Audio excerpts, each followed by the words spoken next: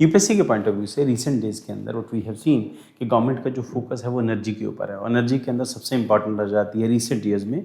जो recent days में हम लोगों ने देखा कि गवर्नमेंट का फोकस रिन्यूएबल एनर्जी रिसोर्सेज पर है। वो रिन्यूएबल एनर्जी रिसोर्सेज जो दोबारा से बार बार यूज़ किए जा सकते हैं, ऐसे रिसोर्सेज में सबसे इंपॉर्टेंट निकल के आता है सोलर मिशन या सोलर प्रोग्राम। इसके अलावा जो दूसरा है वो विंड एनर्जी है। वो हम लोग बाद में जो टॉपिक है उसके अंदर कई सारे दूसरे तीसरे एस्पेक्ट्स हैं, हम उसको बाद में डिस्कस कर सकते हैं।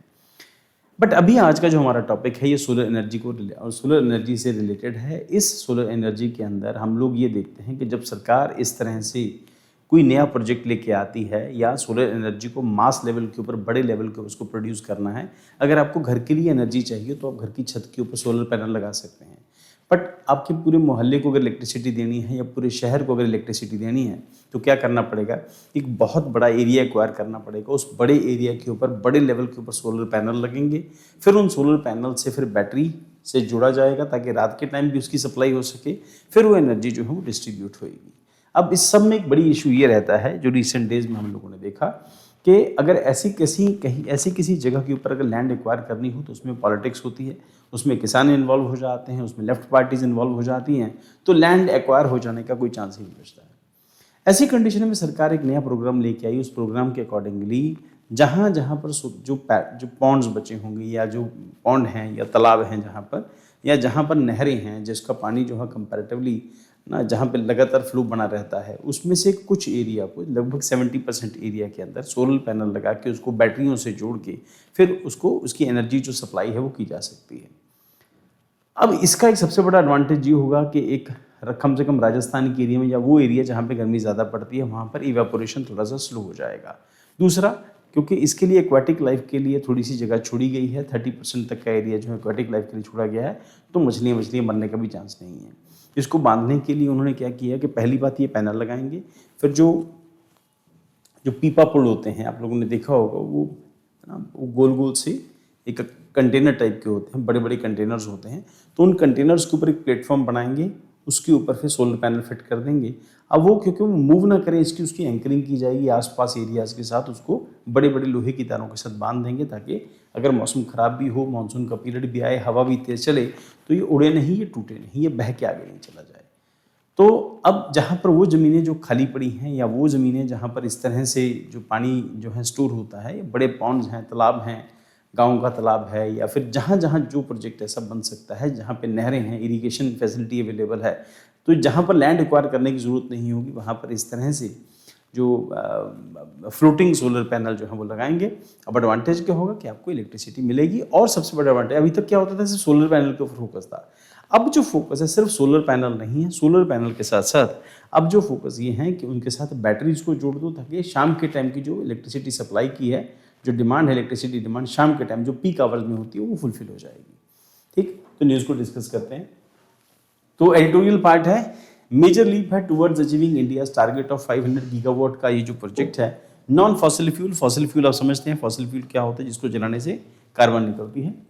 तो कैपेसिटी हमारा जो टारगेट है 500 गीगावाट 2030 तक का हमारा जो प्लान है वही है। तो यूनियन गवर्नमेंट ने अप्रूव किया था, फ्लैगशिप प्रोग्राम है प्रधानमंत्री सूर्य सरोवर योजना विद एन आउटले ऑफ 5070। अब यूपीएससी के पॉइंट ऑफ व्यू से, क्योंकि यूपीएससी के फेवरेट टॉपिक हैं इस तरह की चीजें जैसे रिन्यूएबल एनर्जी है, तो यूपीएससी अक्सर क्वेश्चन पूछती है। बाकी कोई छोटे एग्जाम्स में इस तरह के क्वेश्चन जो हो आ सकते हैं। Design to scale up floating solar panel photovoltaic, PFSPV इसको कहते हैं, कैपेसिटी को located with the mandatory battery energy storage system है। अब जो पहले था ये सिर्फ सोलर पैनल लगा देते थे, वहां से इलेक्ट्रिसिटी सप्लाई होती थी, इलेक्ट्रिसिटी डिस्ट्रीब्यूट होती थी। अब इलेक्ट्रिसिटी डिस्ट्रीब्यूट कौन करेगा? दो तरह की कंपनियां होती है जेनकॉम। जेनकॉम होता है जो इलेक्ट्रिसिटी जनरेट करती है, दूसरी होती है डिस्कॉम यानी डिस्ट्रीब्यूशन कंपनी। पहली जनरेशन कंपनी, दूसरी डिस्ट्रीब्यूशन कंपनीज। तो इलेक्ट्रिसिटी बाय करेंगे फिर उसको डिस्ट्रीब्यूट करेंगे। तो जेनकॉम का काम इलेक्ट्रिसिटी बनाना होता है, डिस्कॉम का काम डिस्ट्रीब्यूट करना होता है इलेक्ट्रिसिटी को।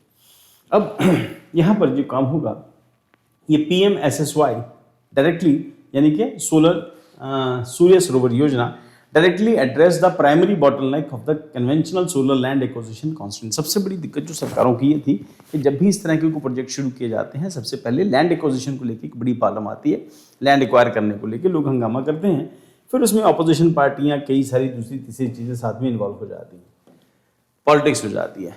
Bye converting existing reservoirs, dam, lake, industrial ponds and clean energy hubs, Prime Minister SSY enhances India's floating solar footprint from 700 gigawatt to over 5,700 megawatt while curbing water evaporation and preserving agricultural land.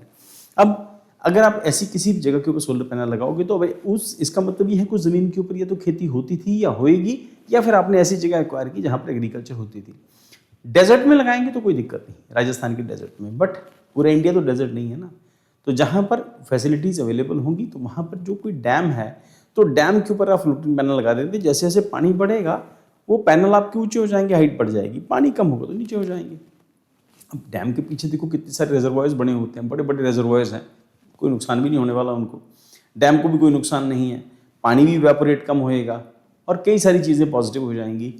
Land भी acquire नहीं करनी पड़ी, land तो अपने में पहले ही पड़ी है, बेकार पड़ी है, पानी है ना उस एरिया के अंदर, तो उसके ऊपर पैनल फिट कर दिए, वो जो गोल गोल जो कंटेनर्स होते हैं उनको फिक्स कर दिया, वो डूबेंगे नहीं। हाँ, उनकी एंकरिंग करनी पड़ेगी आसपास के एरियाज में, रस्सियों से, तारों के साथ, लोहे की तारों के साथ उसको बांध देंगे।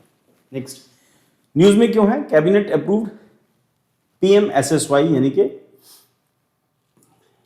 सूर्य सरोवर योजना, मैं इसका नाम भूल जाता हूँ, Surya Sarovar Yojana as a central sector scheme with 5,070 crores outlay to deploy 5,000 megawatt FSPV with the integrated storage। अब FSPV मतलब यहाँ पर मेंशन्ड है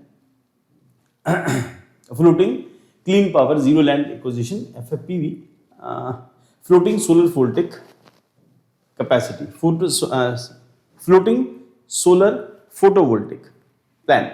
अब सरकार की तरफ से 500 करोड़ रुपए इसके लिए मंजूर कर दिया। लॉजिक क्या है इसका, ताकि आप बड़े लेवल के ऊपर इस तरह के पैनल लगाओ और उसके साथ साथ बैटरी स्टोरेज का जो कॉन्सेप्ट है वो यहाँ पर नया है, जिसको हम लोग इसको पहले भी हम लोग डिस्कस कर चुके हैं। प्रधानमंत्री की ये जो सोलर पैनल प्लान था उसके अंदर हमने डिस्कस किया था, प्लान 2 के अंदर।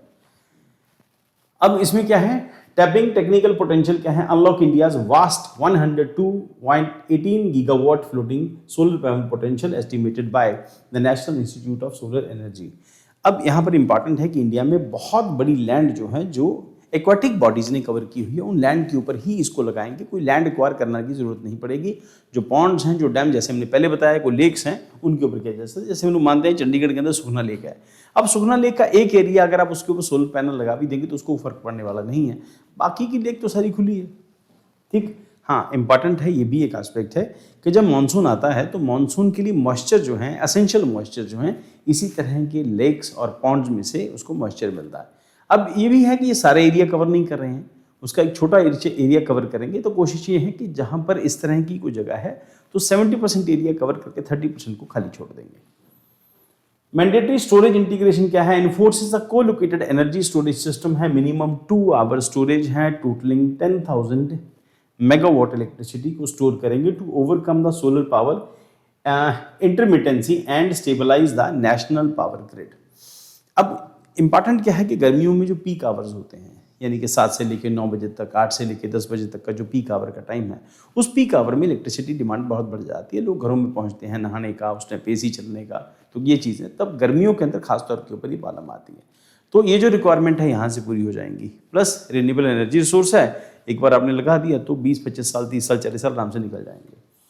देन उसके बाद प्राइम मिनिस्टर सूर्य सरोवर योजना PMSSY फैक्ट मीटर क्या कहता है, scheme highlights the target, nature of the scheme क्या कहती है, सेंट्रल सेक्टर स्कीम है under the ministry of new renewable energy and approved outlay क्या है 5,070 करोड़ रुपए का, इसके लिए पैसा जो मंजूर किया गया है। देन उसके बाद टारगेट कैपेसिटी 5,000 मेगावाट है, फ्लोटिंग सोलर फोटोवोल्टिक, जिसको हमने डिस्कस किया, ये सोलर फोटोवोल्टिक सेल जो हैं जिनको यहाँ पर एस्टेब्लिश करेंगे इसके ऊपर। Then mandatory storage 2 hour energy storage किया जाएगा per project, 1000 megawatt overall. Sanction window 2026, 27 और 2030-31 तक, डिसबर्समेंट अप टू ₹2032 एंड 33 तक ये पैसा मिलेगा। फाइनेंशियल असिस्टेंस एंड पोटेंशियल क्या है, सेंट्रल फाइनेंशियल असिस्टेंस है 1 करोड़ रुपए per megawatt,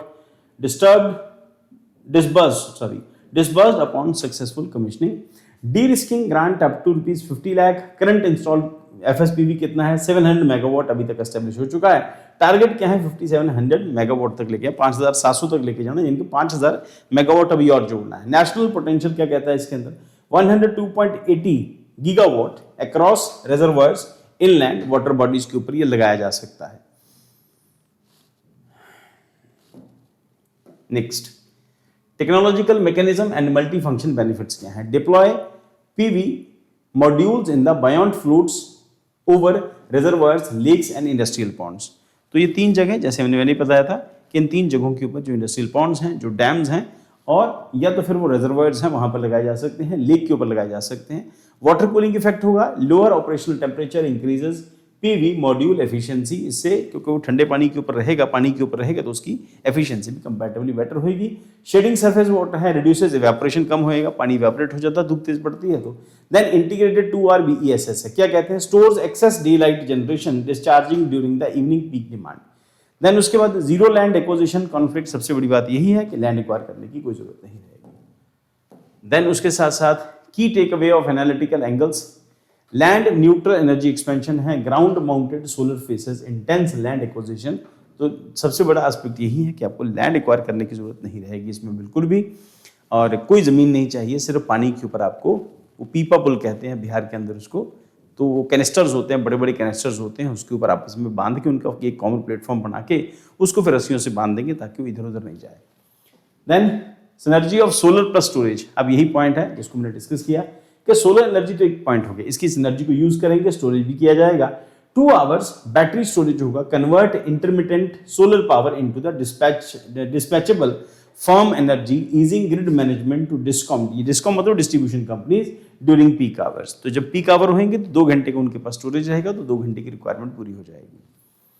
next, dual water energy conservation है, तो panels covering water surface reduce evaporation in the arid semi arid reservoir, preserving water for irrigation and drinking while generating clean electricity. ध्यान रखने वाली बातें ये हैं, इसके बेनिफिट्स बहुत ज़्यादा हैं।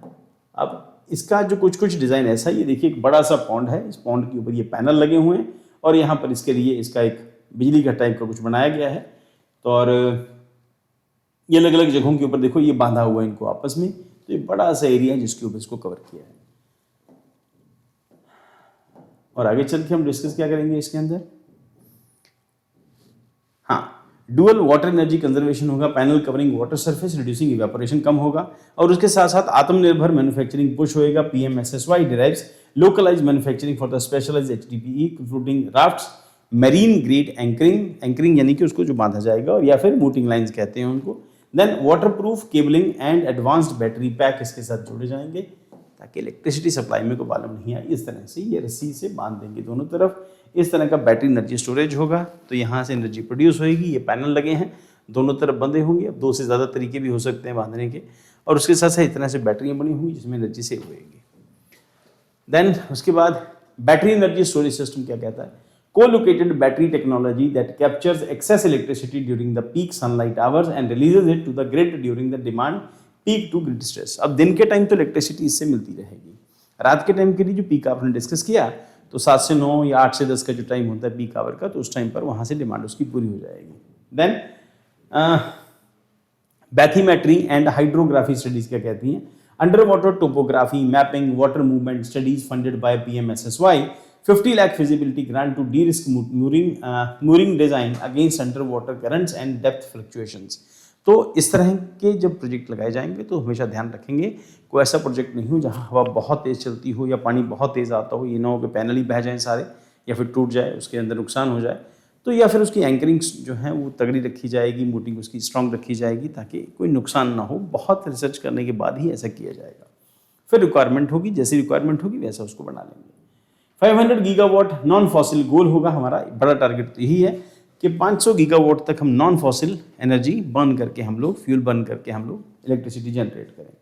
COP26 पंचामृत प्रोग्राम था, उसके अंदर ही मेंशन किया गया India's commitment to achieve 500 gigawatt of non fossil capacity and reduce carbon intensity of GDP by 45% by 2030। अब उसी प्रोजेक्ट के अंदर हम लोग ये भी मानते हैं कि जो हमारे यहाँ पर जो इथेनॉल यूज़ किया जा रहा है उसके पीछे लॉजिक भी यही है ताकि कार्बन एमिशन कम हो, कम से कम कार्बन एमिशन हो। हमारे ऊपर भी पेरिस एग्रीमेंट के अकॉर्डिंगली प्रेशर है वर्ल्ड का कि आपको अपना जो कार्बन एमिशन है उसको कम करना है। और सबसे बड़ा जो कार्बन का जो सोर्स है वो कोल एनर्जी है इंडिया में, दुनिया में कहीं पर भी, दुनिया में बहुत सारी जगहों पर, हालांकि अमेरिका ने धीरे धीरे करके, यूरोप में धीरे धीरे करके इसको कम कर दिया। यूरोप ने तो कहा हम लोग 20, 30, 40 तक आते आते अपने सारे कोल जो पावर प्लांट है सारे बंद कर देंगे। अब जो कोयला जलता है तो कार्बन डाइऑक्साइड, कार्बन मोनोऑक्साइड सब गैसें निकलती हैं, उसके साथ साथ उसकी जो डस्ट है, उसके साथ अस्थमा की प्रॉब्लम है, सांस की प्रॉब्लम आती है। तो इस करके फोकस यही है सरकारों का कि धीरे धीरे करके कोल पावर प्लांट बंद कर देंगे।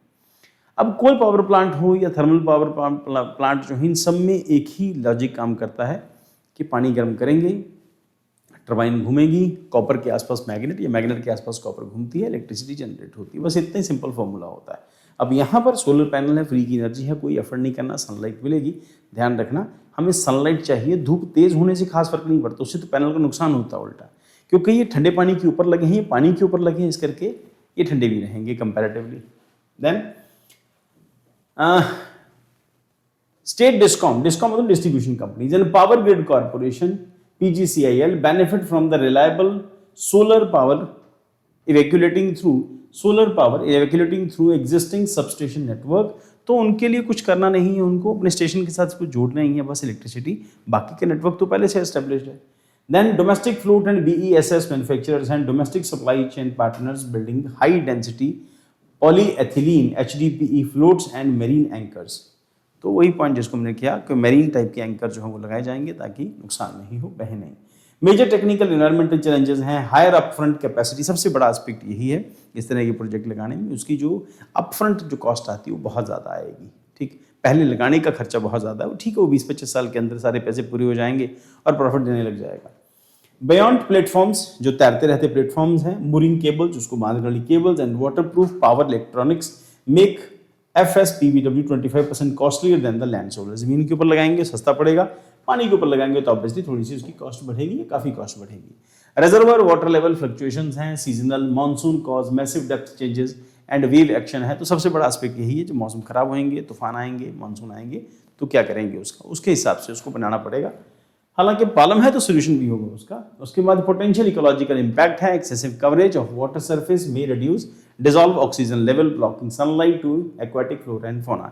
ये भी एस्पेक्ट है कि अगर आप पानी को ढक के रखेंगे तो फिर जो नीचे की जो लाइफ है वो अफेक्ट होएगी। हालांकि इसका सोल्यूशन भी है, आगे डिस्कस करेंगे हम लोग। कोरोजन एंड एनवायरमेंटल डिग्रेडेशन है, prolonged exposure to the humidity, algae buildup and water salinity demand specialised maintenance. अब पानी के अंदर रखेंगे तो पानी के अंदर जिस तरह की भी जो एसिडिटी है उसके अंदर या फिर उसमें सॉल्ट कंटेंट ज़्यादा है, तो ऑब्वियसली जो भी ऐसा लगाएंगे तो थोड़ा बहुत डिग्रेड भी होगा, उसके लिए आपको अरेंजमेंट करने पड़ेंगे, ऑब्वियसली उसकी कॉस्ट थोड़ी सी ज़्यादा होगी। वे फॉरवर्ड क्या है, रोबस्ट एनवायरमेंटल इंपैक्ट असेसमेंट है, cap surface coverage to 20 to 30% of the reservoir area to preserve aquatic biodiversity and oxygenation. Cap surface coverage to 20 to 30% of the reservoir area. तो सारा नहीं कवर कर रहे हैं, सिर्फ 20-30% एरिया ही कवर करेंगे, इसका मतलब 70 to 80% एरिया भी ओपन है। Then colocation and hydro electric dams हैं, हाइड्रो सोलर हाइब्रिड है, connect FSPW directly to the existing hydro turbines and transmission lines from seamless grid balancing, जिसको हमने डिस्कस किया कि कोई एफर्ट नहीं करना, सिर्फ तारों को जोड़ना ही। Then standardise anchoring and mooring protocols, develop BIS quality standards होंगे, UV stabilise HDPE float panels, floats and anti corrosive mooring cables लगाएंगे जिनको जंग नहीं लगे, खराब नहीं हो जो। Then promoting R&D in recyclable floats, ensure end of life disposal protocols for floating raft to prevent microplastic pollution in the reservoir. तो इसके लिए ध्यान रखना पड़ेगा कि छोटे छोटे प्लास्टिक के टुकड़े जो हैं वो पॉन्ड्स में, रिवर्स में या फिर डैम के अंदर, रिजर्वायर के अंदर गिरे नहीं तो फिर एक्वाटिक लाइफ खराब होगी, मछलियाँ उसको खाएंगी, जो मछलियाँ खाएंगी उनको प्रॉब्लम होएगी। रीजन माइक्रोप्लास्टिक्स हैं।